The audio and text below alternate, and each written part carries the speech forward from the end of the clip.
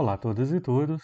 Nós estamos iniciando agora o nosso segundo bimestre e com o início do segundo bimestre a gente vai começar a entrar mais dentro do conteúdo propriamente que é da nossa forma de entender a disciplina. O que isso quer dizer? Que nem sempre a gente vai fazer agora essas videoaulas direcionadas para o conteúdo do PET exclusivamente. Quando o PET tiver um conteúdo mais específico que precise ter uma explicação maior, a gente vai fazer essa parada e faz a explicação. Quando o PET desviar muito do tema, a gente vai trazer mais perto daquilo que nós estamos desenvolvendo ao longo dos bimestres, ao longo das nossas aulas sequenciadas. Inicialmente a gente estava trabalhando com essa forma das crenças, a diversidade das formas de crenças. Então nós vamos resgatar isso que nós estávamos discutindo para pensar um pouco aquilo que foi proposto pelo PET nessa semana 1, que é a relação entre ética, moral e valores. Nós vamos trazer essa relação para pensar como que essa ética se desenvolve em relação às formas de crença. Então, a primeira forma que nós vamos observar é com o politeísmo, e dentro do politeísmo, nós vamos compreender que a ética não é exatamente igual àquilo que a gente observa nos nossos dias de hoje. Principalmente porque os deuses, que são o exemplo para os homens, representam figuras dentro do politeísmo que são amorais, ou seja, que não seguem a moralidade, nem para fazer o que é certo, nem para fazer o que é errado. Não quer dizer que eles são imorais, que eles só fazem o que é errado, nem que eles são morais, fazem apenas o que é certo. Eles estão à parte disso. Eles não pensam nessa moralidade. Para o politeísmo, essa moralidade é algo que cabe aos homens, não aos deuses. Então, os deuses podem fazer o que quiser. Como, por exemplo, a gente conhece as histórias de Zeus que trai a mulher constantemente.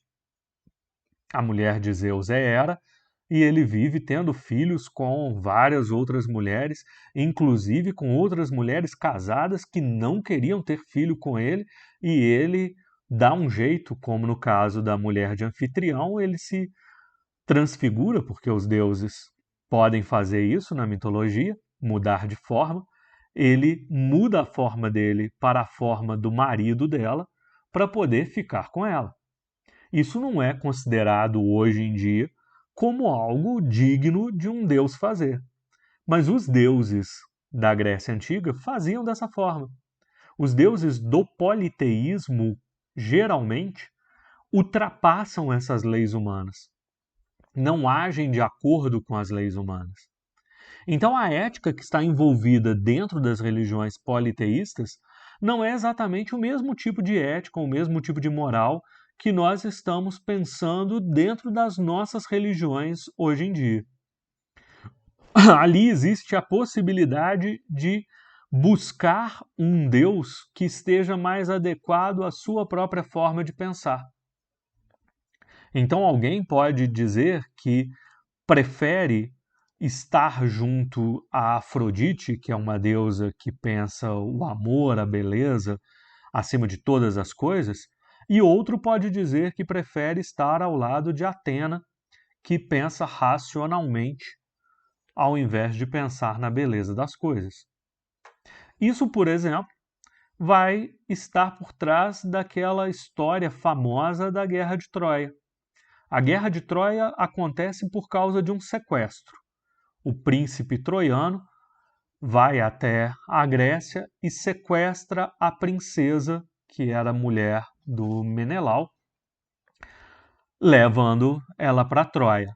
Essa princesa era muito bonita, a Helena, e por causa da beleza dela, o Paris se apaixona por ela e, se apaixonando, sequestra a Helena.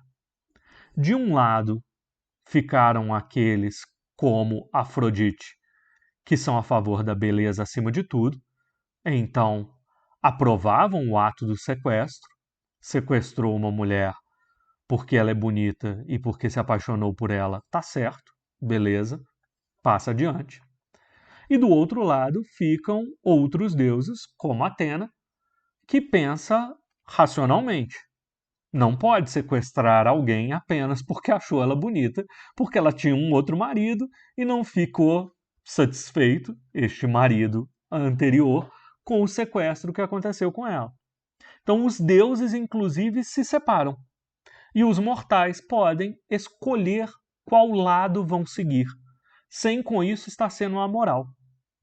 Então, o mortal que prefere estar junto de Afrodite, prefere concordar com Afrodite, ele está certo, tanto quanto o outro mortal que prefere estar ao lado de Atena. Existe essa possibilidade de escolha, e essa possibilidade de escolha não está associada a quem está mais certo ou quem está mais errado, mas a quais são os motivos que você escolhe naquela sua atitude. Já no monoteísmo, e aqui eu trouxe a representação da sarça ardente, que o Gênesis transmite como a imagem de Deus aparecendo para Moisés, por não querer colocar qualquer outra imagem de Deus, já que isto no monoteísmo já é em si um problema, como figurar Deus. Essa história da apresentação da sarça ardente é uma história que está lá no judaísmo, no Antigo Testamento, passa pelo cristianismo, o cristianismo adota essa história na Bíblia e chega até o islamismo. Ali acabou saindo com uma letra errada, mas é islamismo e não islamismo. Essas três religiões monoteístas acreditam em um único Deus, e como acreditam em um único Deus, não acreditam naquela possibilidade que os politeístas tinham de alguns acharem que Afrodite está mais certa e outros acharem que Atena está mais certa. Só existe um Deus, e como este único Deus é supremo, aquilo que ele disser está certo.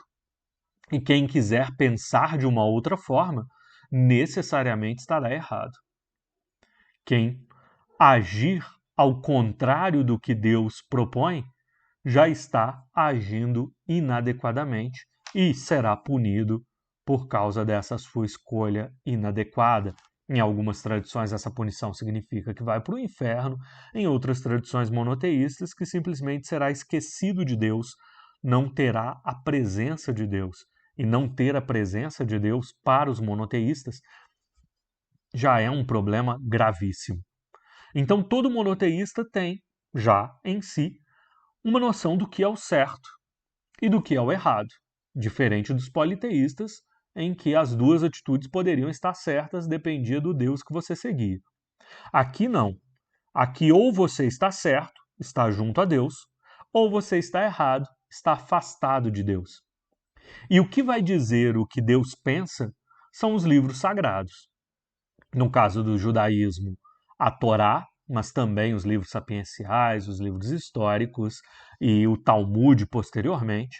No cristianismo, a Bíblia, e em alguns casos também se aceitam outros livros, como aqueles inspirados por Deus ou sob inspiração de Deus. No caso do catolicismo, por exemplo, existe o magistério da igreja, aqueles que são considerados como doutores da igreja e que também entrariam como pessoas que dizem a verdade que devem ser seguida. E no islamismo, o Corão. Ali está a verdade. Agir contra isto significa ser imoral. Ou você é moral e segue os livros sagrados, ou você é imoral e não segue esses livros sagrados. Temos então um politeísmo, onde existem vários deuses, várias formas de pensar diferentes, e temos um monoteísmo, onde existe apenas um Deus e uma forma de pensar. Mas existe uma outra forma também, que é o dualismo. Entre as principais religiões dualistas estão essas duas, o zoroastrismo, que segue o profeta Zoroastro, ou Zaratustra, uma religião que se desenvolve no Irã, principalmente, na região do Irã, e o maniqueísmo, que segue o Mani ou Maniqueu, todas as duas pressupondo que existe uma força do bem e uma força do mal, e que essas duas forças estão em constante luta. Há uma luta constante entre o bem e o mal, um Deus bom e um Deus mau. O Deus bom é o Deus que prioriza o espírito, e o Deus mau é o Deus que aprisiona este espírito na matéria, na carne. Por isso, todos os nossos pecados estariam associados à carne, à matéria. Se a gente pensar, por exemplo, os pecados capitais que estão presentes para o catolicismo, gula é você comer demais, seu corpo é que come, não seu espírito. Preguiça é você dormir demais ou fazer de menos aquilo que precisaria fazer. É o seu corpo que é preguiçoso e não seu espírito. Luxúria é você querer se embelezar demais, ter muitas coisas para si, e isto também é material e não espiritual, e assim por diante. Todos os pecados, todos os vícios, todos os erros, tudo aquilo que é imoral estaria associado ao corpo, à matéria. E tudo aquilo que é bom estaria associado ao espírito. Essa é a perspectiva dualista. Então nós temos aí três formas diferentes de pensar a ética a partir de três estruturas de crenças diferentes. Aqueles que acreditam em vários deuses têm possibilidade de estar certo, assim como o outro está certo também, depende apenas do lado escolhido. Aqueles que seguem apenas um deus, o monoteísmo, só tem um jeito de estar certo, e por isso essas religiões são todas religiões do livro. Elas têm um livro que vai dizer aonde está o jeito certo de se fazer as coisas. E aqueles que acreditam que existem dois deuses brigando constantemente dispensam um pouco essa noção do livro para dizer que a coisa é mais simples, basta você pensar se você está seguindo o seu espírito ou se você está seguindo os desejos do seu corpo, os desejos da matéria. Se estiver seguindo os desejos da matéria, estará errado. Se estiver seguindo os desejos do espírito, estará certo. Por hoje esse é o nosso conteúdo. Um grande abraço a todas e todos. Até o nosso próximo encontro.